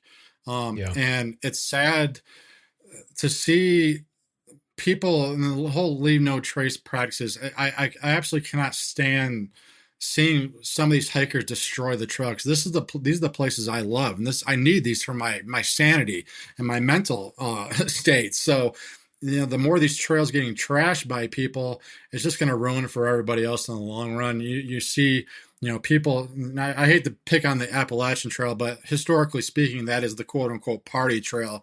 So you get people out there just destroying shelters and leaving trash everywhere and drinking their ass off and going into these hostels. And, a lot of these hostels are getting closed down because people are being idiots. You have to respect the trail. And if you want this to be around for future generations, you have to understand that this is not your time to do whatever the hell you want. You have to respect Mother Nature and respect the trail and follow the laws and follow the rules and just clean up after yourself. That's the one downside of this whole thru hiking thing getting more popular is just the trails are taking a beating. And it's not just the AT, it's the PCT as well. There's thousands and thousands of people that do that trail every year too. We need to all team up and understand that Mother Nature's there for all of us. And if we don't take care of it, then it's not going to be there for future generations. Right. I mean, that's what I always joke about that. We'll talk about it like one of these days, some big celebrity's they're going to hook on to thru hiking. And it's, we're in our little bubble right now. We got influences, but like the Kardashians are going to get out on the Appalachian Trail and really ruin it for everybody. But, oh God. it's a good point. I'll switch to bike packing or something like that. Right. So, but no, it's a good point. It's a good reminder. I don't know.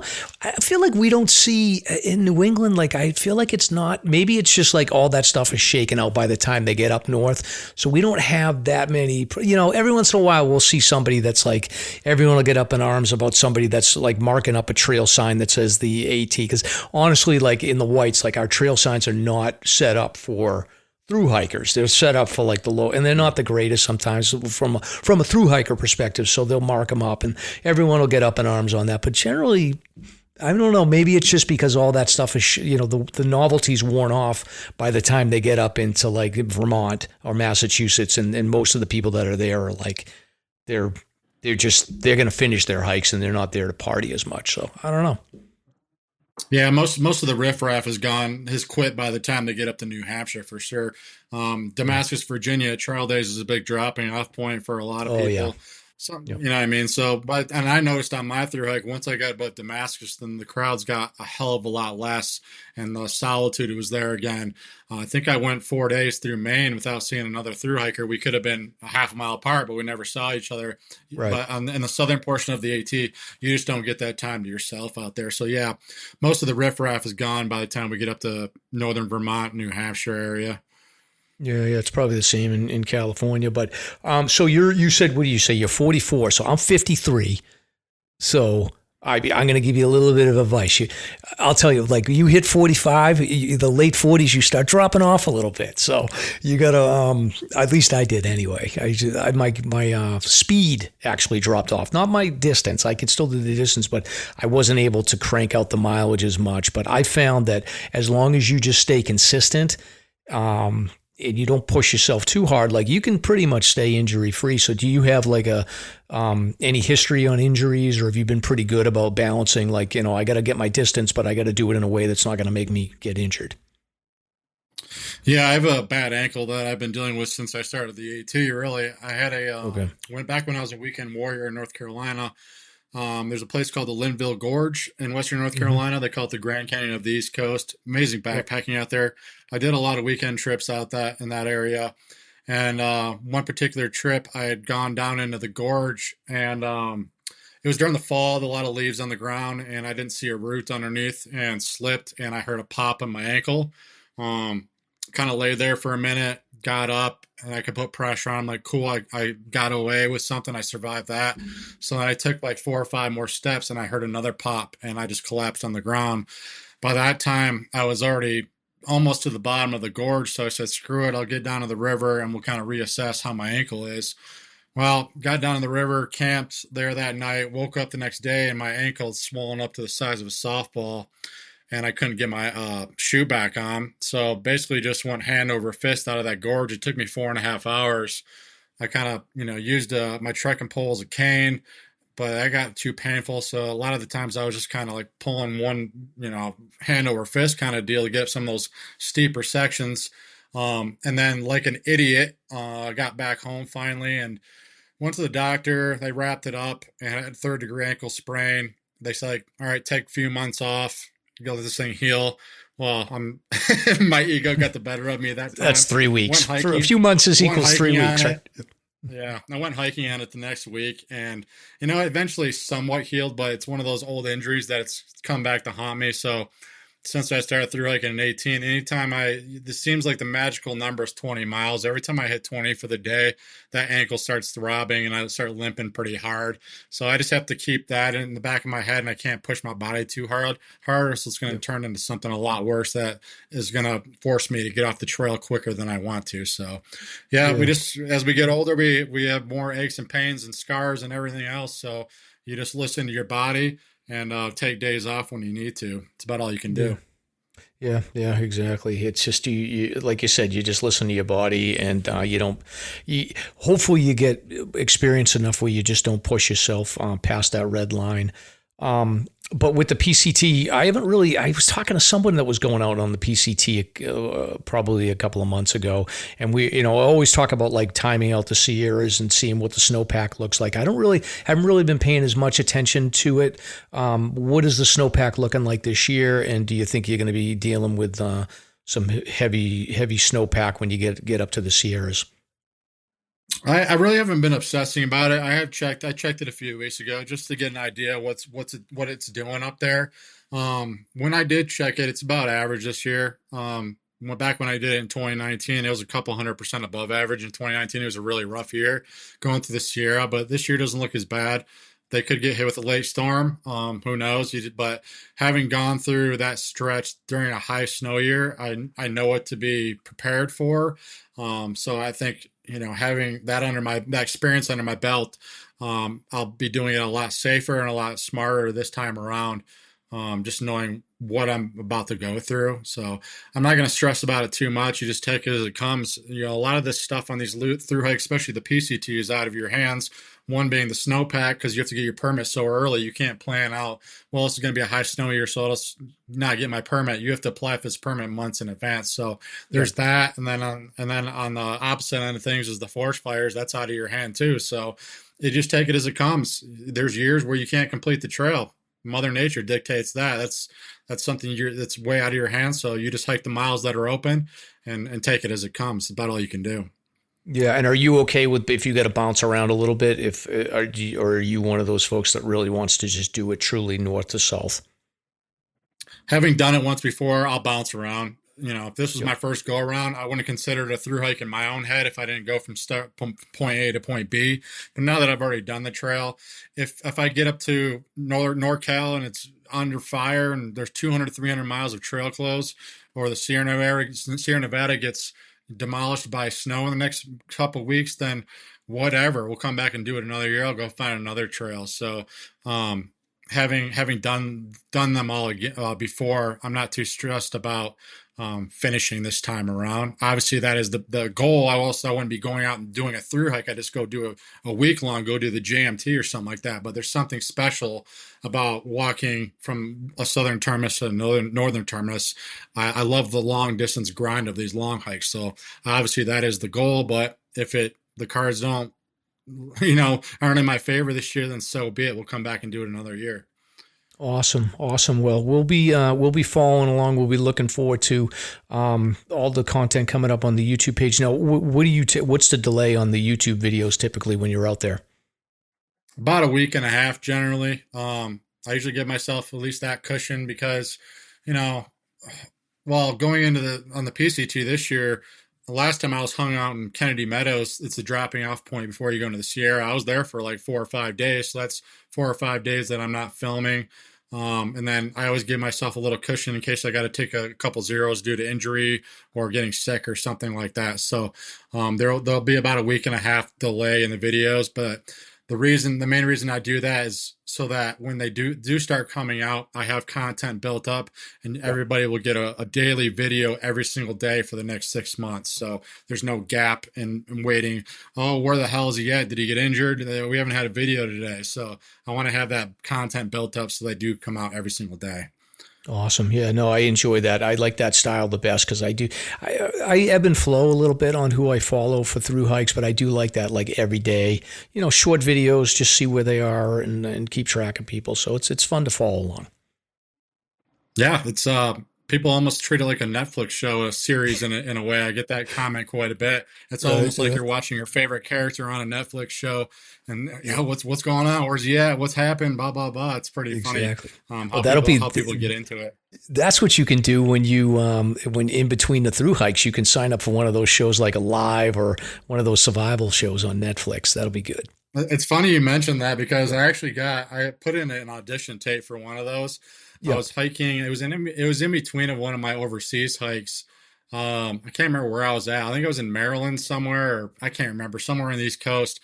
And I was hiking the Allegheny Gap Trail, I think. And a guy reached out to me through a DM. He was a producer or something for one of these reality shows, and he had asked me to put in an audition tape. It was one of these Survivor type shows. You go over to Australia on a desert island and you gotta play all these games and shit. I put my audition tape in. I guess I wasn't good enough to be on the show.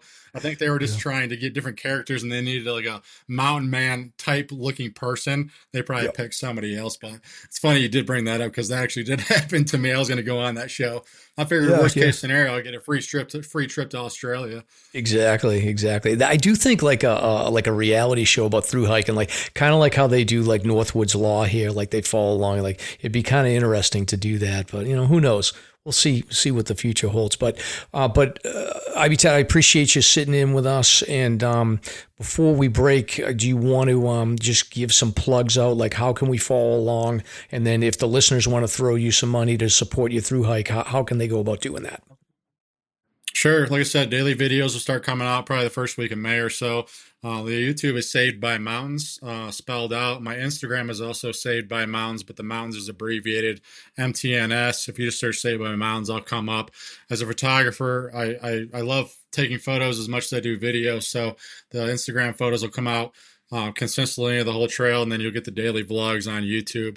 I have a guy here in Colorado that's currently making a website for me. I don't have it up yet, but I'll be all the links to support, and as long as my website, when that comes out, they're all linked in the description box of every one of my videos. So if you want to support my hike through Patreon, PayPal, whatever, all those links will be below each one of my videos.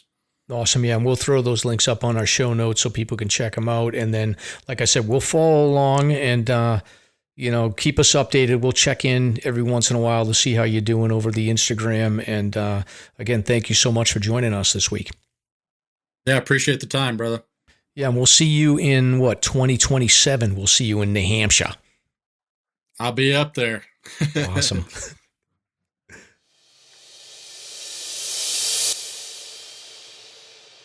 All right, Knobbie. So yeah, that was fun talking IBTAT. Good guy. He seems like he is ready to get off and get out to the PCT. So thanks for hooking me up with him and coming up with the idea. No, he's a great guy, and I'm really looking forward to talking to him again in the future. When he comes through, you got to have him on. We'll see. A couple of years. He's not going to be doing the AT for I think 2 more years. So yeah, we'll see. But definitely. Say hi to him when he comes through for sure. Great guy. Awesome. So, all right. Well, we're almost at the end of the show here. The only thing I wanted to wrap up with was that there was one other search and rescue event. This is a pretty easy one. This is on March 23rd. 3 hikers in the Madam Sherry Forest. So this is in Hinsdale, New Hampshire.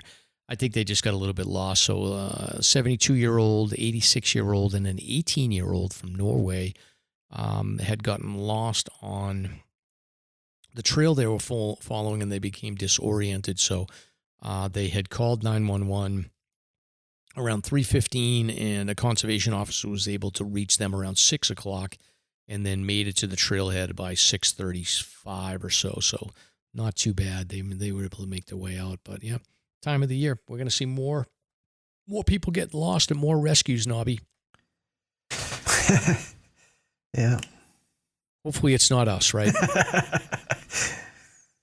We'll see. Excellent. All right. Well, this was great. This was fun. I appreciate you stepping in for the Stomp, man. What do you think? Did you enjoy yourself? Was this hard? Did you find that it was everything you thought it was going to be? No, it was everything I thought it was going to be. I've been on the show a couple times in the past, but it's not easy doing your job. I'm really impressed with you doing this every week. But I'm really grateful that you invited me, and it was fun. Yeah, it was fun. We learned all about your early childhood, more than I ever wanted to know. But it was good getting to know it. So, and we'll definitely we'll have you back on for sure. And then we're actually going to record an episode of So You Wanna after this, so you'll hear even more of Knobbie later in the future. So great stuff. Thanks. Thank you for listening. If you enjoyed the show, you can subscribe on Apple Podcasts, Spotify, Podbean, YouTube, or wherever you listen to podcasts. If you want to learn more about the topics covered in today's show, please check out the show notes and safety information at SLASRPodcast.com. That's SLASR podcast.com. You can also follow the show on Facebook and Instagram. We hope you'll join us next week for another great show. Until then, on behalf of Mike and Stomp, get out there and crush some mega peaks. Now covered in scratches, blisters, and bug bites, Chris Staff wanted to complete his most challenging day hike ever. Fish and Game officers say the hiker from Florida activated an emergency beacon yesterday morning. He was hiking along the Appalachian Trail when the weather started to get worse. Officials say the snow was piled up to 3 feet in some spots, and there was a wind chill of -1 degree. And there's 3 words to describe this race. Do we all know what they are? Here's Lieutenant James Nealon, New Hampshire Fish and Game. Lieutenant, thanks for being with us today. Thanks for having me.